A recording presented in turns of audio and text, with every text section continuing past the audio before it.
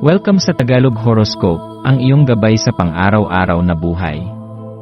Hatid namin ang pinakadetalyadong horoscope na magsisilbing gabay mo sa pera, trabaho, pag-ibig, kalusugan, at swerte. Naway magtagumpay sa buhay ang lahat ng ating tagapakinig at subscribers sa buong mundo.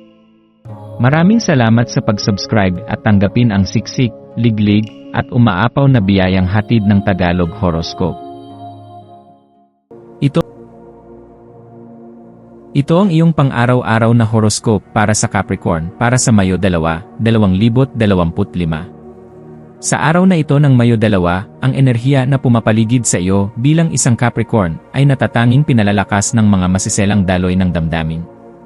Bagaman likas mong pinipili ang pagiging matatag at maingat sa pagpapakita ng iyong nararamdaman, ngayong araw ay iniimbitahan kang masdan at yakapin ang lalim ng iyong emosyon, mga damdaming kadalasan mong itinatabi sa ngalan ng katatagan. Ang buhay ay hindi lamang isang serye ng mga obligasyon, ito rin ay isang paglalakbay ng puso. At ngayong araw ay isang banayad ngunit makapangyarihang paalala para sa iyo na pagsamahin ang iyong matibay na prinsipyo sa pagiging bukas sa mga posibilidad na dala ng pagiging totoo sa sarili. Sa bawat hakbang mo ngayon, tanggapin ang katotohanan na ang tunay na lakas ay hindi lamang nasusukat sa katatagan kundi pati na rin sa kakayahang yakapin ang kahinaan bilang bahagi ng iyong kabuuan. Habang pinapanday ng araw na ito ang mga karanasan mo, mahalagang huminto at magnilay sa kagandahang nakapaligid sa iyo, mula sa mga simpleng himig ng hangin na dumadaloy sa mga dahon, hanggang sa matamis na sulyap ng pagmamalasakit mula sa mga taong nagmamahal sa iyo.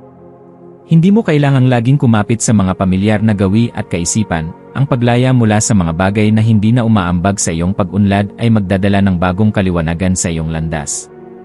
Sa pagbitiw mo sa mga nakasanayan na, hinahayaan mong lumutang ang mga mas malalalim mong damdamin at mithiin, mga bahagi ng sarili mong matagal mo nang kinikimkim, ngunit hindi mo lubusang nabibigyan ng halaga.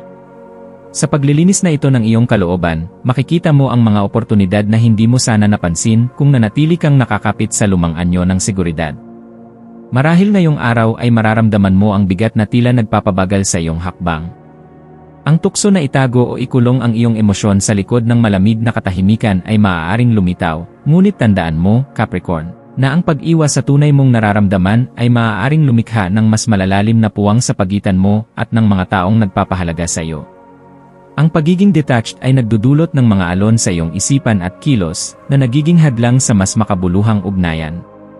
Kaya't sa halip na itakwil ang iyong emosyon, sikaping yakapin ang init at pag-aruga na kusang bumabalot sa iyo ngayon.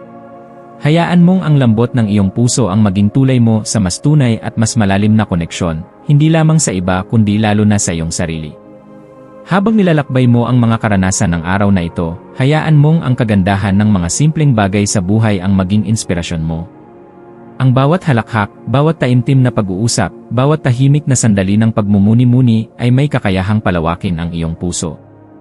Huwag kang matakot na buksan ito ng mas malawak. Sa pagbubukas na ito, matutuklasan mo na ang kahinaan at prinsipyo ay hindi magkasalungat, kundi magkaagapay sa paghubog ng isang buhay na may saysay at lalim. Sa pagitan ng iyong tibay at pagiging totoo, matatagpuan mo ang uri ng kapayapaan at kasiyahan na hindi nabubuo ng tagumpay lamang, kundi ng tunay na pagyakap sa sarili. Ngayong araw, ang mga aspeto ng iyong buhay na sumasalamin sa emosyonal na koneksyon, tulad ng relasyon sa pamilya, pakikipagkaibigan, at maging ang koneksyon mo sa iyong sariling mga pangarap, ay higit na bibigyang diin. Mahalaga ngayon ang pagiging bukas sa dialogo, sa pag-amin ng mga hinaing, at sa paglalakbay pabalik sa mga simpleng pinagmumulan ng ligaya. Ang paglalaan ng oras upang makipag-ugnayan sa mga mahal mo sa buhay, o kaya naman ay maglaan ng tahimik na sandali para sa sarili, ay isang maswerteng gawain ngayon. Sa pamamagitan nito, mapapalalim mo ang iyong pag-unawa hindi lamang sa kanila, kundi pati sa sarili mong mga pangangailangan at adhikain.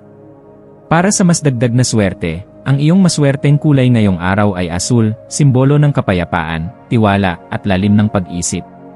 Ang mga maswerteng numero na maaaring magdala ng inspirasyon at positibong enerhiya sa iyo ay 25, 9, at 14.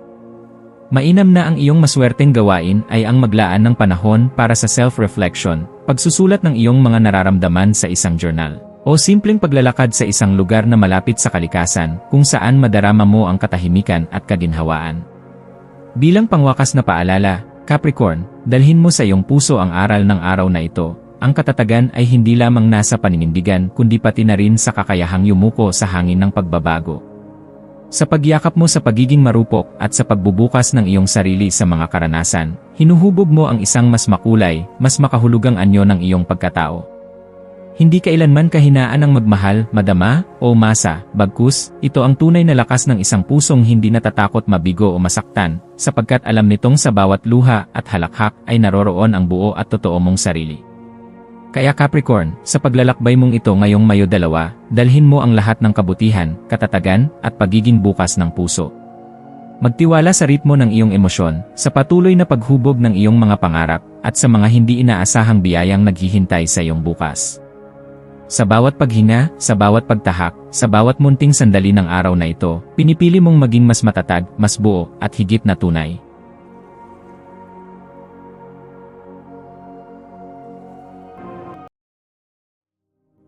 Tayo ay magkaroon ng kaunting sandali upang ipagdasal ang lahat ng mga dalangin ng ating mga subscribers, na sana'y matamo nila ang kanilang mga pinapangarap sa buhay, magandang trabaho, mabuting kalusugan, payapa at masayang pamumuhay, at siksik, liglig at umaapaw na biyaya at kayamanan.